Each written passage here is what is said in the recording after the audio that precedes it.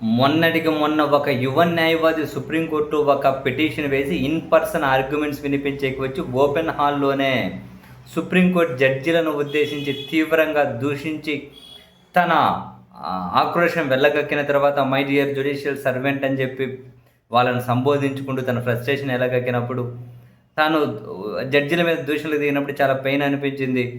న్యాయ వ్యవస్థ నిజంగా ఇటువంటి దూషణలు ఎదుర్కోకూడదు అని.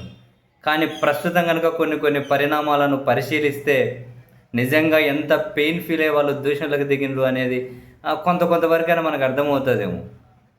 ఏమంట జగన్నాథ్ మహాప్రభ ఏదో ఒక యానిమేటెడ్ ఫిల్మ్ విడుదలకు సంబంధించి అత్యవసర విచారణ స్వీకరించినటువంటి ఇదే సుప్రీంకోర్టు ఢిల్లీలో కాక్రోచులు ఇంత పెద్ద ఉద్యమం చేస్తూ ఉంటే అండ్ వాళ్ళ మీద అత్యంత అమానవీయంగా దారుణంగా దాడి జరిగితే వాళ్ళను కొట్టిన వీడియోలు దేశంలోనే కాదు ప్రపంచంలో ప్రజలను కూడా ఒక రకమైన గుగుల్పాటుకు గురి చేస్తూ ఉంటే ఆ పిటిషన్ని విచారించి కొట్టిన వాళ్ళ మీద చర్యలు తీసుకోండి, ఒకసారి ఆ వీడియోలు చూడండి అంటే సుప్రీంకోర్టు ప్రధాన న్యాయమూర్తి అన్న మాటలేంటి?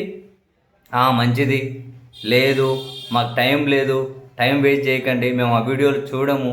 ఆశ్చర్యం అనిపిస్తుంది ఇలానా? అండ్ ఈరోజు మళ్ళీ సుప్రీంకోర్టుకు వచ్చిపోయే వాళ్ళకి ఏదో మెట్రో స్టేషన్లు మూసేస్తే అది ఇబ్బందిగా ఉందంట, అత్యవసరంగా దాని మీద దృష్టి పెట్టాలట, దాని మీద దృష్టి పెట్టారట. సుప్రీంకోర్టు అడ్మినిస్ట్రేషన్కి ఇదేదో ఫస్ట్ తెరిపించండి అని చెప్పి ఆదేశాలు ఇచ్చారట. అది మాత్రం ఇమ్మీడియట్గా తక్షణం దృష్టి పెట్టారట. అంటే ఇబ్బంది వీళ్ళంత వరకు మాత్రం కాసింత ఇబ్బంది అయితే తట్టుకోలేరు. అట్లా కాక్రోచుల మీద దారుణంగా దాడి జరిగితే మాత్రం అమానవీయంగా కొడితే మాత్రం ఆ వీడియోలు కూడా చూసే టైం లేదు, టైం వేస్ట్ అంటారు. ఎంత బాధాకరం. But supreme court bar association and supreme court advocate and records association ఎవరైతే ఉంటారో వీళ్ళు ఈ విద్యార్థులకు పౌర సమాజానికి మద్దతుగా నిలబడ్డారు, పోలీసుల దాడిని ఖండించారు, దాని మీద స్వతంత్ర న్యాయ విచారణ జరగాల్సిందే అని చెప్పి వాళ్ళు డిమాండ్ చేశారు. శాంతియుతంగా నిరసన వ్యక్తం చేసే హక్కు ప్రతి ఒక్కరికి ఉంటుంది, అది ఆ పౌరుల ప్రాథమిక హక్కు అని చెప్పారు.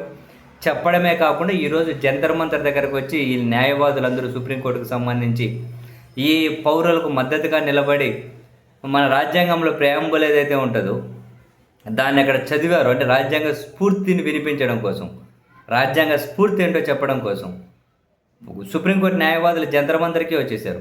బార్ అసోసియేషన్ సభ్యులు, supreme court advocates and record association సభ్యులు, ఆ సుప్రీంకోర్టు ప్రధాన న్యాయమూర్తి గారికి ఏమో టైం వేస్ట్ అట, వీడియోలు కూడా చూడరట.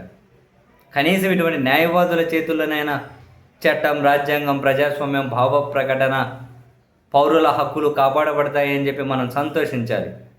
కొందరిని చూసి కొన్ని వ్యవస్థల మీద విశ్వాసం పోతూ ఉంటే మరికొందరిని చూసి అదే వ్యవస్థల మీద ధైర్యం కూడా కలుగుతూ ఉంది. సీరియస్లీ.